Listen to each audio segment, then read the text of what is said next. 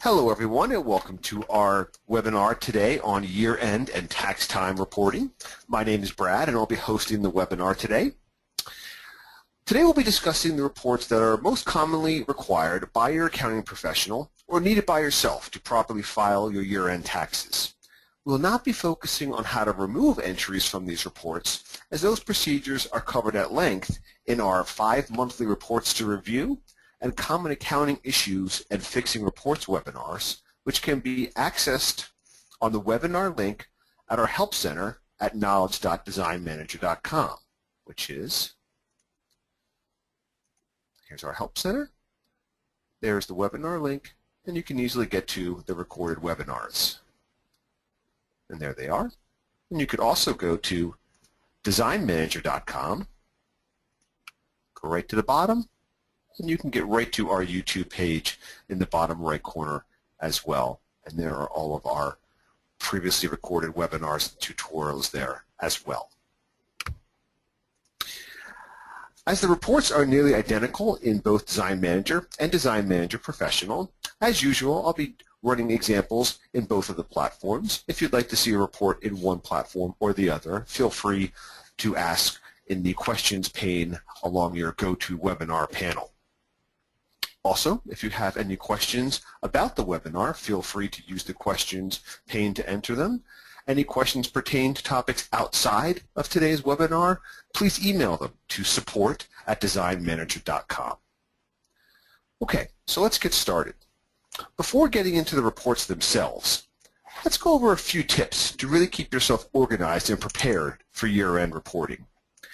As I just alluded, many of these reports should be run on a monthly basis at a minimum as well as the end of the year. When I do so, I like to maintain a copy of them for each month so I can review them retroactively if a particular account has changed in the future. To facilitate this process, I have created a folder on my computer. Here it is. Though it could be on your network or your CloudSpace company folders if you have subscribed to the CloudSpace service for all of last year. And we can see here is my C drive with my 2014 folder. Within that folder, I have subfolders for monthly reports and year-end reports. I even have folders for each of the month within my monthly reports, into which I can export my reports into each month. We'll go over the process of exporting reports shortly in the webinar. Having the reports saved at the moment you run them is particularly convenient as, by default, Design Manager has a timestamp on each report. Let's just quickly look at a report as an example. Look at our accounts, aged accounts payable report. By timestamp, I'm referring to the printed date and time in the top right-hand corner. So if the values of a report have changed from the one that I saved and the one that I'm currently running, even for the same date range, I can use the timestamp on the original as a basis to compare to see when a user may have changed information that affected the report between the original and today's version of the report. And remember, my scheme to have my 2014 with a monthly folder and a yearly folder is just one of many different methods you can use to keep all of your documentation and monthly and year-end reporting organized and efficient. This is just one of those examples. Anything that works for you can certainly be utilized as long as you and your company use it consistently and accurately. It will really help you at the end of the year. Another convenient tip for month or year-end reporting is to have all the necessary reports already saved into the favorites area of your reports window. In Design Manager, you have a favorites tab to which we can save your most commonly used reports for easy access. Just highlight a report on the All Reports tab and click the Add to Favorites button. You can even get more sophisticated by adding folders underneath your favorites by using the New Folder button. So I could add a folder for monthly reports. Underneath my favorites, and I could have weekly reports, client reports, etc., as many folders as I'd like. And now I could add my accounts payable report right into my monthly reports subfolder. I've already created this structure over in the professional platform under reports, and we can see I have the same favorites area, and I've added all of my commonly used monthly reports there. Easy access for me, and it even works as a reminder to indicate to myself that I do need indeed to run these reports on a monthly basis. Okay, now that we've discussed some tips in getting organized for year-end reporting, let's begin discussing the reports themselves. At a minimum, you're going to need your income statement, balance sheet, and trial balance, all of which are located under the General Ledger folder. And for the balance sheet and income statement, they're under the Financial Statements subfolder. Let's discuss the income statement first. The income statement, also known commonly as a profit and loss, measures the company's financial performance for the year by summarizing the sales or revenue, cost of goods sold, and expenses for both client and non-client related activities. As you can see, the income statement has 4 related formats: monthly, quarterly, yearly, and a comparative income statement. In brief, the monthly shows account balances for the selected month and year-to-date totals. So I could run this for July of last year. And we could see the sales or revenue, cost of goods sold, and operating expenses for both fiscal 7 or July and the year-to-date totals at that point as well. The quarterly allows us to select a particular 3-month period or quarter within the year and show the total for the quarter and year-to-date values as well. So we could run this for quarter 3, for example, 2014. And we can see all of the sales, cost of goods sold, and expenses for the quarter and the year-to-date values as well. Similarly, we have the yearly income statement, which will just show all of the values at the end of that particular year, or if it's the current year, it would only show the year-to-date values, of course. And again, same exact format, just showing the information in a different viewpoint: sales, cost of goods sold, operating expenses. And lastly, we have the very convenient comparative income statement. The comparative allows you to select the calendar date range and then compare it against another calendar date range, so you can monitor performance from quarter 1 to quarter 2, or January 2014 versus January 2012, etc. So I could run it for, let's say, July of last year, and compare it to August of last year.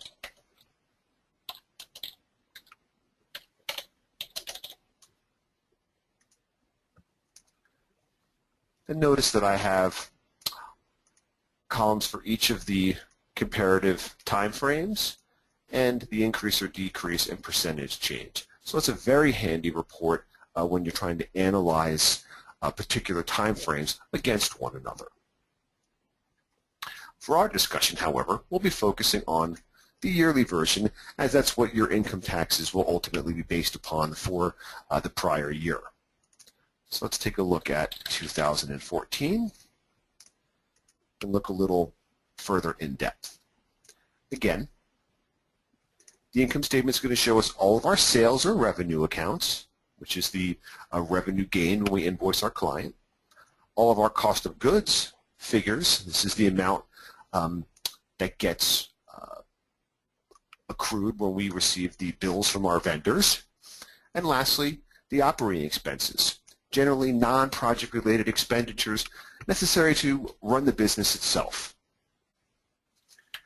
The net income is determined by the sales, less the cost of goods sold, which itself is called the gross profit, and then when we also reduce it by the operating expenses, we come up with the total net income for last year.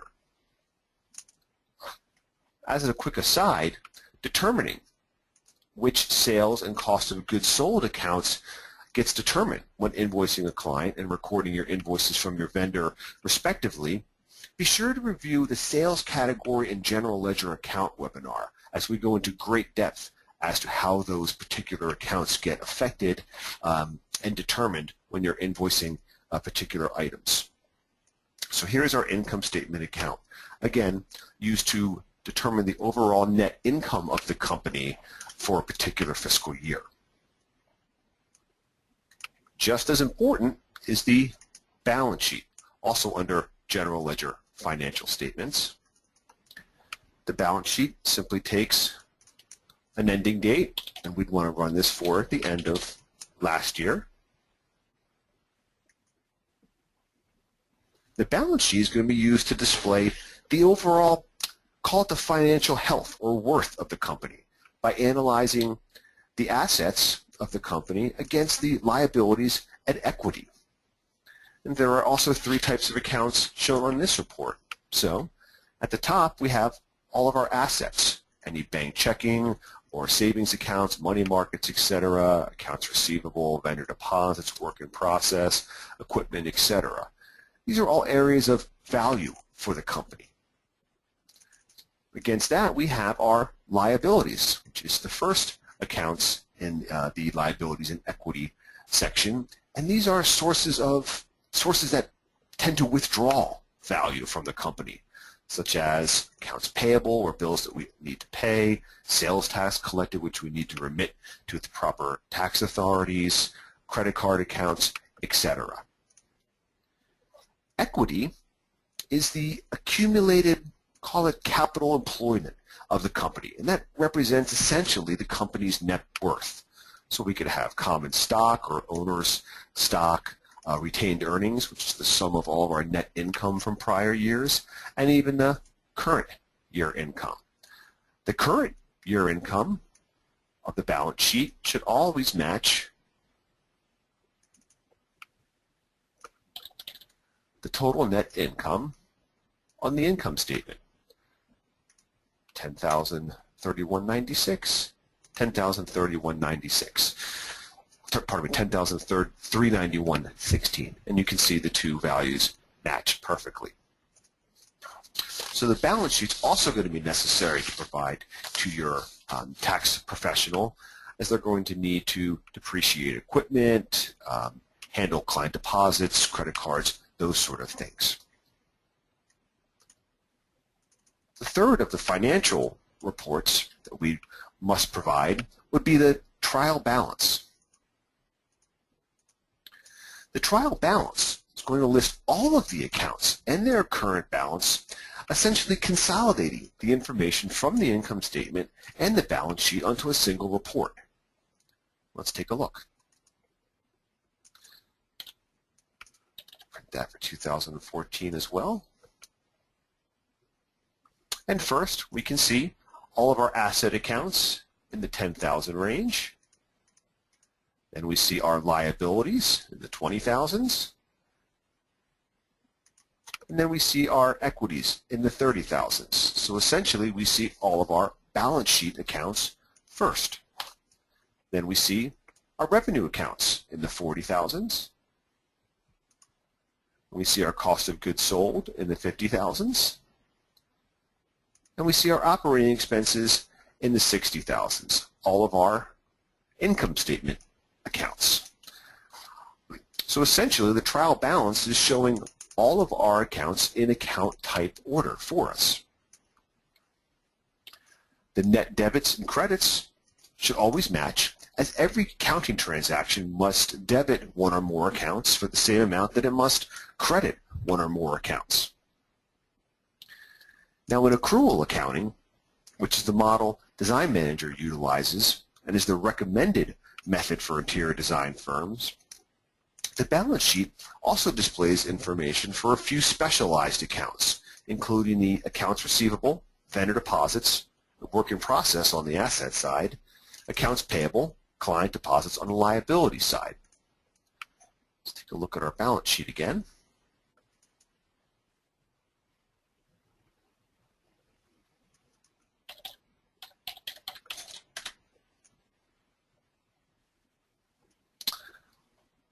So those specialized accounts, again, we have our accounts receivable, vendor deposits, work in process, accounts payable, and client deposits.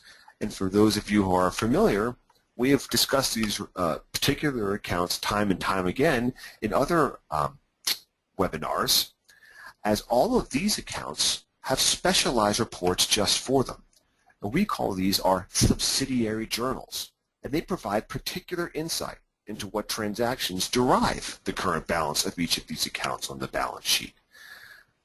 So we're going to have our aged accounts receivable report, our open vendor deposit report, our work in process report, along with our aged accounts payable report and our open client deposit report. We will briefly review each of these reports as they are often needed for year-end review. Again, each of these are described in detail in our 5 monthly reports to review webinar. So, let's examine each of these in the order that they naturally occur in the design process. First, we're going to be getting a deposit from our client. So let's begin with our open client deposit report, which is under the accounts receivable open client deposit report. Again, very convenient to add that to our favorites so we can access it easily when we need it. Print that for last year, and let's take a quick look at our client open deposit report. The open client deposit report is going to display deposits on proposals and retainers that we've recorded from our client but have not yet applied to a client invoice. The report will also show client invoice transactions that utilize retainers and deposits. The report is a physical representation of the activity in that client deposit account, and the client deposit account is a liability as the funds essentially still belong to the client. Until they are utilized on a client invoice, they actually still belong to the client as they can reclaim them at any time. And if we look here, we can see we have a retainer for our Pennington Home project, a retainer for our Brigantine Beach home, along with a few deposits on proposals. And here is client invoices actually applying, or a deposit application transaction, which reduces the account. The Hilsons also have a deposit on one of their proposals. When we're looking at the report, we might see transactions that are unnecessary or problematic for us. For example, we might look at the Hilson deposit here. We can see this is all the way back from 2013. Now that very well might be that we've not yet invoiced the Hilsons intentionally for those goods or services, but it does bear a quick review. And if we look at the Hilson project, we can see that we've received a deposit of $83,2312, but ironically and coincidentally, that matches the total proposal amount as well. So I would imagine that we've received 100% of those funds as a deposit on the proposal, but never invoiced the client when the goods and services were delivered, which is undesirable. Well, why is that undesirable? Leaving transactions on the open client deposit report understate the value of the company because you're maintaining this activity as a liability. Secondly, we're also not recording any sales tax. I still need to generate the invoice for those goods and services. That way Design Manager will accrue the sales tax, which we then need to remit to the state. If there are transactions on here that are quite old, that never progressed, or we've used less money, or we gave less goods and services to the client, morally we may need to refund that money for the clients. So it's very important to review this report not just at year end, but as one of our monthly reports as well. And a few considerations here. Obviously, for the Hilsons, this was back in 2013, I wouldn't want to invoice for this proposal back in 2013 as my accounting professional has already filed my taxes for that year. So I'd want to invoice that into 2014. Doing so, of course, is going to, one, have me some liable sales tax, and two, it's going to increase my net income for this year as well. Client Open Deposit Report, very important, and the first of our 5 subsidiary journals. The next would be our Open Vendor Deposit Report. Let's hop over to the professional platform for a bit, and we'll run the Open Vendor Deposit Report. This is found under Accounts Payable, Open Vendor Deposits. Again, we'll run that last year. The Vendor Deposit Report is going to show us all of our vendor deposits, which are the initial funds that we send to the vendor in order for them to begin processing an order. And it's going to show us all of these deposits for project and inventory purchase orders that have not yet been applied to the final invoice. It's also going to show us vendor invoices that have used a portion of the original deposit, leaving a balance of the deposit still available. Again, all of this information and all these transactions, ideally, are what's going to comprise the total amount of the vendor deposit account on our balance sheet. The vendor deposit account is an asset. It's an asset because, unlike the client deposits, these funds still belong to us. The vendor is simply holding them. We can theoretically ask for those funds back at any time. It's only upon when the vendor invoices us for those goods and services that the activity moves out of the vendor deposit account and represents the transfer of ownership from the vendor to ourselves. So we could see briefly Curtain Calls Workroom, Legacy Antiques, Philip Jeffries all have deposits on project purchase orders, and Legacy Antiques even has a deposit on proposal purchase order CAR 017 that we sent $1,900 but have only used $1,100, yielding that $800 balance. Why would transactions on this report be problematic? Well, if there are old or errant records on here, we're actually going to be overstating the net income of the company in certain circumstances. Or the vendor actually may owe us a refund or a credit. We have sent them our funds, they've never provided us with the invoice or the order never progressed, and they actually have our money. For example, let's take a look at the HIL 010002 deposit. This is all the way back again from 2013 for $2,400. And if we look on our purchase order window for that project, the purchase order itself was $2,400, as was the deposit. This is the case where I sent the entire deposit as a sort of pre-form or payment upon the purchase order. However, this is sitting out there on my Open Client Deposit Report, as we saw. Even though this entire order may have been completed, I may have even invoiced my client for those goods and services. Rather than this being moved over to cost of goods sold, it's remaining in this vendor deposit account.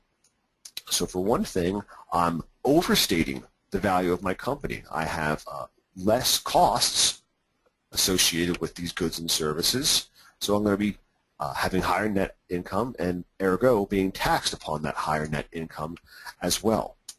So I need to make a vendor invoice for this, even if it's for a zero amount, to push that activity out of vendor deposits into cost of goods sold.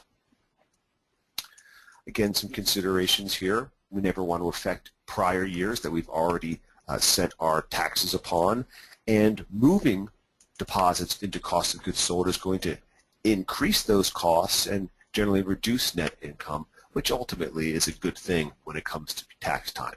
So again, this is a report that we want to monitor on a very timely basis, so we're not going through entire year's worth of transactions at the end of the year. Third report, Back to Design Manager, and let's move on to everyone's favorite topic of Work in Process, which is also under the Accounts Payable folder. Work in Process. When we receive and record an invoice or a bill from the vendor, by default, Design Manager is going to record the cost of those goods and services first into the Work in Process asset account, and it's going to remain there until the client is invoiced for the good or service. At that point, we're going to relieve the cost from Work in Process and move it into the appropriate cost of goods sold account. The client invoice, in effect, represents the transfer of ownership from our company to the client. Work in Process is an asset account because our company technically still owns the good and service until we invoice the client. Work in Process can conceptually be considered as the company's inventory that's already been pre-allocated to particular projects. So let's take a look. And here's a simple Work in Process report. Now we can see the Hilsons have some traditional merchandise that we've purchased from Century Furniture, and we're waiting to invoice that to the client. Carter's Pennington Home, we have a rush charge for some freight for some ivory interlining. And for their Brigantine Beach home, we have a restocking fee for canceled fabric that may or may not be passed on to the client. So why can transactions be problematic on the Work in Process? Well, obviously, you want to invoice the clients for merchandise that you have purchased from the vendor in order to keep your cash flow at an adequate level. Further, you don't want to miss any incidental charges for invoicing, such as the freight and the rush charge. In our examples here, these charges can have a really profound effect upon your net income if not reimbursed by the client. Lastly, if a vendor invoice was prevented from properly moving from Work in Process in some manner, we'll be overstating our net income. We'll have invoiced the client for the good or service, so we've got our sales or revenue, but we have no corresponding cost of goods sold to balance out and give us the appropriate net income for that good or service. Removing entries from the Work in Process, we always want to remember, again, don't affect prior years that have already been billed and taxed, we've already filed our taxes upon.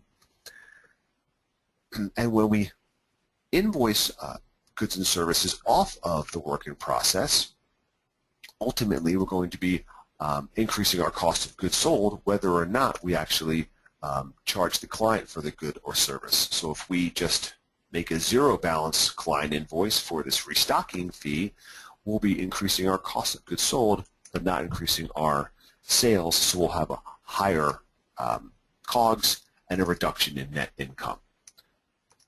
Work in Process, very, very important to maintain on a timely manner. And that is number 3.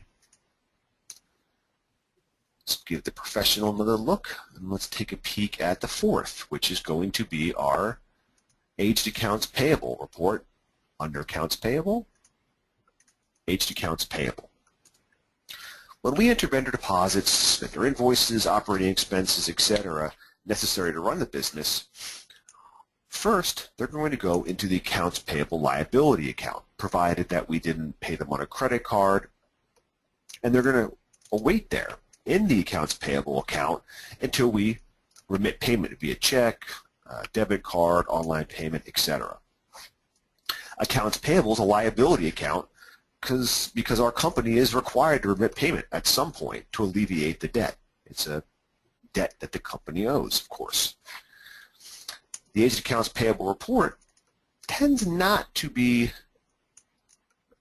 have as many unnoticed transactions as some of the other reports we've discussed because the vendors usually politely indicate to us that they're expecting payment. Let's take a look and see what we have on our Aged Accounts Payable report. Ideally, our Aged Accounts Payable report is going to match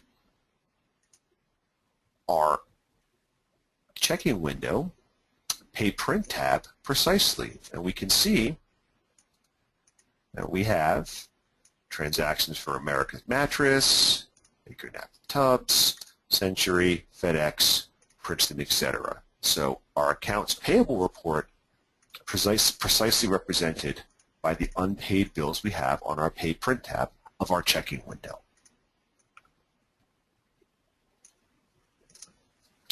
Let's see what we have here. So we have a couple vendor invoices for America's Mattress, for Baker as well, and in this case we have a vendor invoice that we remitted a partial payment on and still have a balance to finish.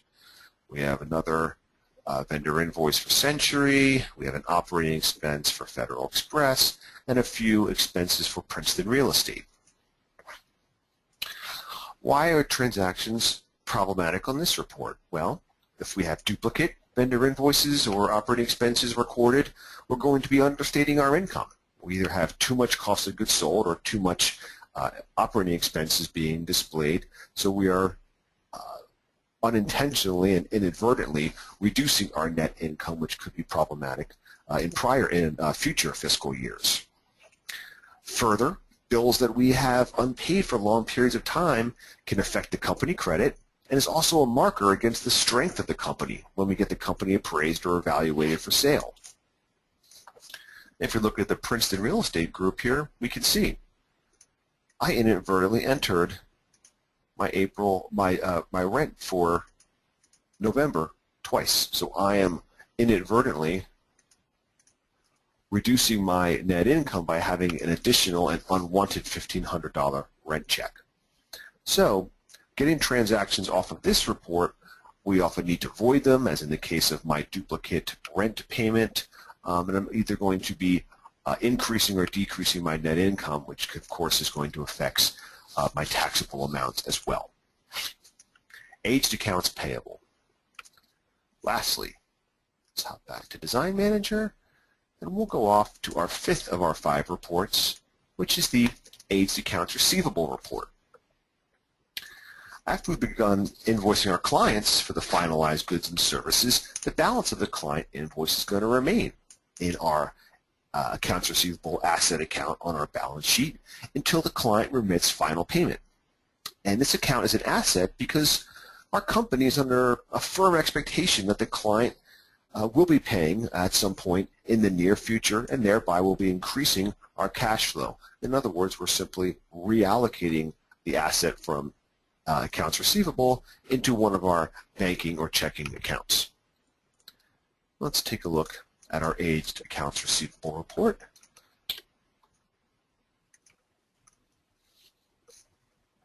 And here are all the invoices that I have created that are yet unpaid by my clients for last year.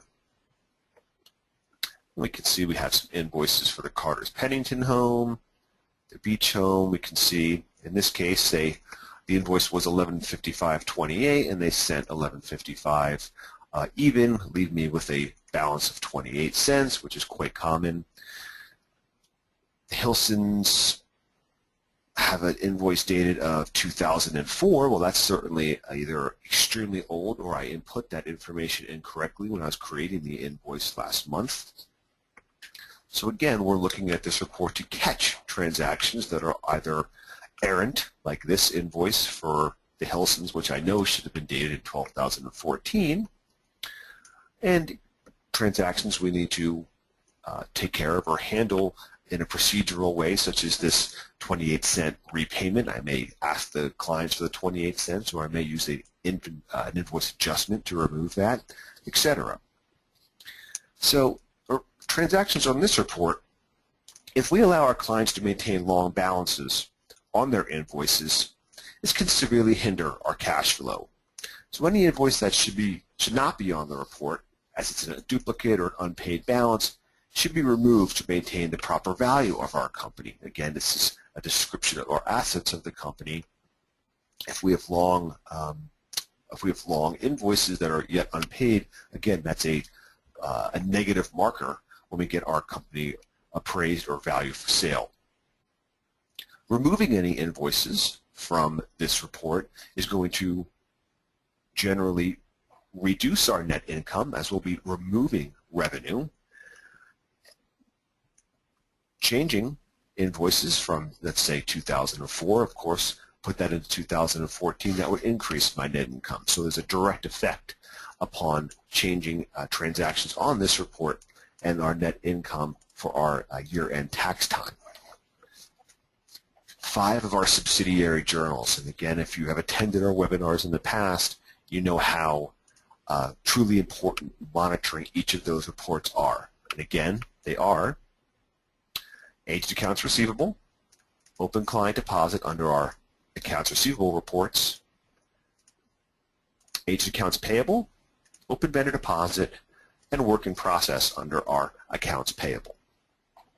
So now we've talked about our income statement to show our net income for the year, our balance sheet for 2014, which shows us the overall net worth of the company as of the end of last year, the trial balance, which basically summates both of those reports onto a single report showing the credit or debit balance of each of those accounts. Then we've looked at our 5 subsidiary journals, which really provide the cornerstones of the balance sheet. Now let's move on to a few more reports that your accounting professional may require. One is ideally you are doing, or someone at your firm is doing, all of your checking, banking, and credit card reconciliations, which are always done through the checking window and either on the Reconcile Cash for your banking and cash and money market accounts, or the Reconcile Credit Card tab for all of your credit card accounts. On the professional platform, those are of course located under Accounting. Now we can do Checkbook and Reconcile for our cash accounts, and we can do Reconcile Credit Card for our credit card accounts. When we go through that process, let's hop back to Design Manager. Say I did as I reconcile each month for my cash checking account, all those reconciliations go into my history. If I did not print out that reconciliation along with my statement upon doing it, I can use the history button to reprint each of those. So when I go to provide my tax professional with all of my checking statements, I provide copies of each of the bank statements along with the reconciliation report that I performed in Design Manager. Again, if I did not save that or print it at the time, I can use the history button to do so. And the exact same with my credit card accounts. So when I give the accounting professional all of my American Express statements, I also provide each of the credit card reconciliation reports. Again, if I fail to print that or want to reprint them, I can use the history button to do so. That provides the accountant with all of the individual purchases and payments made through your credit card account and all of the payments made through your banking institutions as well, so they can cross-reference and have a full history of all of your fiscal transactions. So reconciliation reports along with the statements for all of those accounts are extremely important to provide. Another report, when I file my sales tax, and depending on your company, if you're in your state you're required to file sales tax, you may do it twice a year, quarterly, or even monthly. The sales tax report, as many of you know, will be under Reports, Accounts Receivable Reports, and there's our sales tax report. As I file our sales tax, I always print out the report and I save it into my folder structure for my monthly report, since I'm required to remit sales tax monthly. If I have not been doing that each month, I can use the sales tax report, and I can run that retroactively for January of 2014, February of 2014, March, etc., and print out those sales tax reports.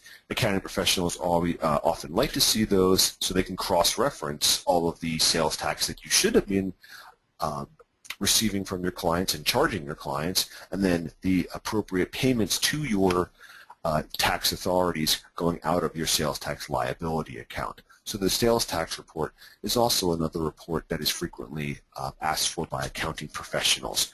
Again, I recommend that to save a copy of that upon each of your tax periods. Another report is the Account Inquiry Report under General Ledger Reports, the Account Inquiry. Most commonly, this report is going to be used to analyze particular transactions or analyze an account for a various time frame to see if there's any issues or such trends. Many accounting professionals would like a copy of the Accounting Inquiry for every one of your accounts for the entire year. This provides them with every single piece of information that's gone through Design Manager so they can cross-reference it and they can see all the transactions that make up the current balances on your trial balance. So remember, in Design Manager, if we want to have all of the information, we leave our ranges blank.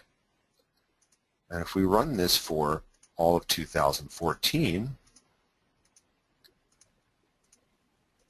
I'm going to see every fiscal transaction that I've recorded in Design Manager for last year. The information that we're using in our demonstration today is quite small data in our fictional Vita Nova Designs company. Your accounting inquiry may be hundreds or even thousands of pages long. We certainly don't want to deforest the area around you, so what you can do is take our account inquiry, and as we discussed before, we can export that using the Export Report button. Select Export, hit OK. What Design Manager will do, by default, it's going to put it into the Adobe Acrobat or PDF format. I'm going to put this on my 2014 year-end reports, and I'll title it something along the lines as Full 2014 Full Account Inquiry. And Design Manager then converts all of that into PDF format, and it's now under our year-end reports in a nice small PDF. And I can send that right off to my accountant. They'd much rather have it as a PDF than 10,000 pages of documentation. Again, this provides them with as all of the information possible to support the other reports that you've already sent them. So that's another traditional request from accounting professionals is, hey, provide me with every single transaction that you have, and the accounting inquiry will do that. They may also ask for, or in lieu of asking for a full account inquiry, they may ask for the general ledger report. Often the account inquiry, which is a faster and quicker report, suffices, and it's a much smaller document as well. Finally, 1099s. So after we've gotten all of our account information ready for us to do our taxes or for our account professional to do our taxes, beginning of the year is also time to get our 1099s done. Let's briefly talk about how that works. First, you must configure all of your vendors who require a 1099 under your glossaries, vendors, in Design Manager, and in Professional, you can go right along your toolbar to glossaries and vendors payees. Either way, let's say my ABC Computer Supply Company is my local hardware technician and he requires a 1099. So on the vendor window itself, notice the 1099, I selected the appropriate 1099 form, and in this case it would be non-employee compensation.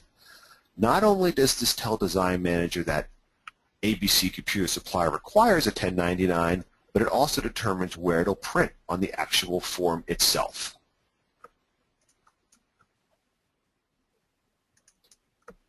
Once all of my vendors are configured that need 1099s appropriately on the vendor window, I next go back to Reports, under Accounts Payable Reports, 1099s. The very first thing I do Design Manager will always default to the prior calendar year, as that will usually be the one you're most concerned with. Defaulted to 600, which is the current value, though that may change according to recent filings. And first I print out the summary report. As I can use this report to review all the vendors that I have already configured as a 1099. And it not only will they appear on here, it also shows me which type. My non-employee compensation for my computer technician, and the rents that I have applied with my rental agency. So I want to review my summary report to make sure that I'm not missing any of my vendors. And it also conveniently shows the amounts that are exceeding the $600. So to print on the report, two things need to happen. They need to be, the vendor needs to be set as a 1099 in the vendor window, and they need to have total checks or credit card payments exceeding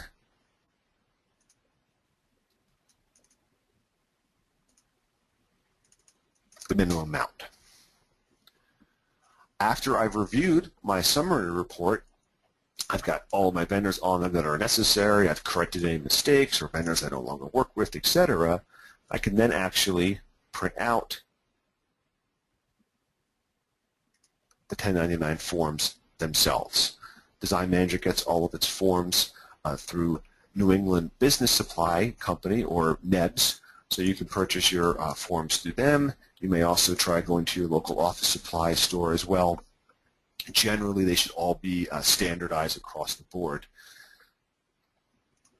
And you can actually print our 1099s right out. And again, where this number is being displayed corresponds to the type of 1099 that I selected on the vendor window, as each one will appear higher or lower on the right-hand side of the form itself. And these will print directly onto the 1099s themselves. Another 1099s are always another burden that we all share at the beginning of the new year, so this is how we can handle it and stay on top of it in an easy manner. I like to begin reviewing my 1099 vendors late fall, early winter, so I have a handle and I'm ready to begin that 1099 processing before waiting towards the end of January and I'm scrambling around trying to get everything done.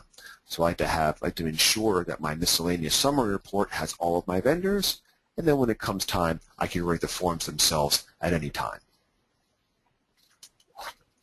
1099s. And with that, we've discussed not only all of the possible documentation that the accounting professional may need for your year-end tax time, income statement, balance sheet, trial balance, the 5 subsidiary journals, open client deposit, open vendor deposit, aged accounts receivable, aged accounts payable, and work in process reports. We also discussed a few other necessary documentations, such as our reconciliation statements for our checkbook and banking accounts, along with our credit card accounts. We talked about perhaps providing the sales tax report and how to do so, making a account inquiry for our entire fiscal year to provide to the accountant, and even exporting that. And then we discussed how to have our 1099s processed and ready to go for that period, which comes early January every year as well. And with that, I see there are no questions out there that are outstanding. I'd like to thank everyone for joining us today for our discussion on all of our year-end reporting and tax time reports. If you missed a portion of the webinar today, it will be available on our Help Center and our YouTube channel, as we saw before, in a few days, so you can view it there as well. And feel free to join us in our future webinars on Thursdays throughout the months to come. Again, thank you for everyone for joining, and have a great day.